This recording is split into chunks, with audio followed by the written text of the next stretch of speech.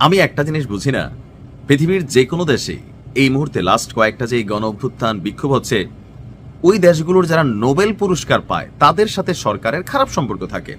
বাংলাদেশেই ধরেন ডক্টর মোহাম্মদ ইউনূস, যিনি এই মুহূর্তে অন্তর্বর্তী সরকার প্রধান, শেখ হাসিনা বা আওয়ামী লীগের সাথে কি পরিমাণ খারাপ সম্পর্ক ছিল।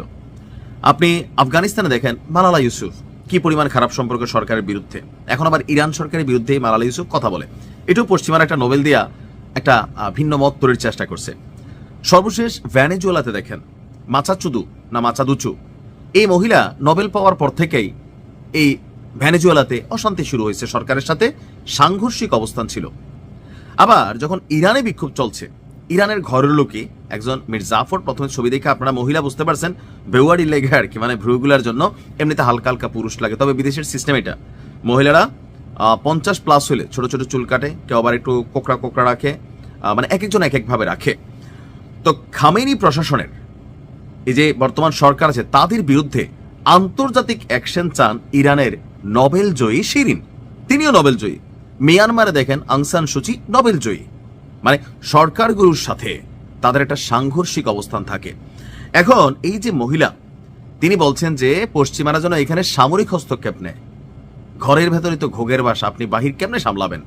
মেটিকুলাস ডিজাইনটা কই থেকে কই হয়েছে আপনি কল্পনা করতে পারবেন না। যে নোবেল বিজয়ী শিরিন পশ্চিমাদের এজেন্ট হিসাবে জনগণকে সরকারের বিরুদ্ধে দাঁড় করিয়ে দিচ্ছে। যখন দেখতেছে সরকার কন্ট্রোলে নিচ্ছে, জনগণের একাংশ সরকারকে সাপোর্ট করে বসছে, তখন বলতেছে না এখনই আসলে ঘটনাটা ঘটাইতে হবে, আসেন আসেন প্লিজ প্লিজ। এই মহিলার বক্তব্য হচ্ছে, আপনারা অনেকে জানেন যে শান্তি পুরস্কার তিনি পেয়েছেন, নোবেল শান্তি পুরস্কার। আর ইরানের বর্তমান পরিস্থিতিকে বিবেচনা করে ইনস্টাগ্রামে সে লিখছে যে ইরান এখন একটি সংগঠিত নীরবতার মধ্যে পড়েছে। ইন্টারনেট বন্ধ করা, যোগাযোগ ব্যবস্থা অচল করে দেওয়া, সাক্ষীদের ভয়ভীতি দেখানো এবং গণমাধ্যম বন্ধ করে দেওয়া, প্রত্যেকটা জিনিসই খারাপ জিনিস। আমি এগুলোর পক্ষে না। যে কোনো দেশে এই কাজগুলা জনগণের মানবাধিকার, মৌলিক অধিকার কেড়ে নেয়। যখন ঝামেলা সরকার টু জনগণ হবে, সরকারি সিদ্ধান্ত নিলে সেটা আমিও মানি না, কিন্তু যখন বিষয়টা হবে বহির্বিশ্ব, ফ্রান্স, জার্মানি, যুক্তরাজ্য, যুক্তরাষ্ট্র, তাদের পুত্র, আরো এরকম কতগুলা দেশ যখন সবাই প্রকাশ্যে একটা এই ধরনের খেলা খেলে, মেশিনারিজ ঢুকায়, আর এই নোবেল জয়ীকে হাত করে ফেলে, তো সরকারকে হার্ডলাইনে না যাইয়া কোথায় যাবে? ভাইগা যাবে দেশ ছেড়া মস্কোতে। যখন দেখতেছে সরকার শক্ত হচ্ছে, তখন বলতেছে আপনারা মেশিনারিজ নিয়ে, সৈন্য সামর্থ্য নিয়ে ঢুকেন।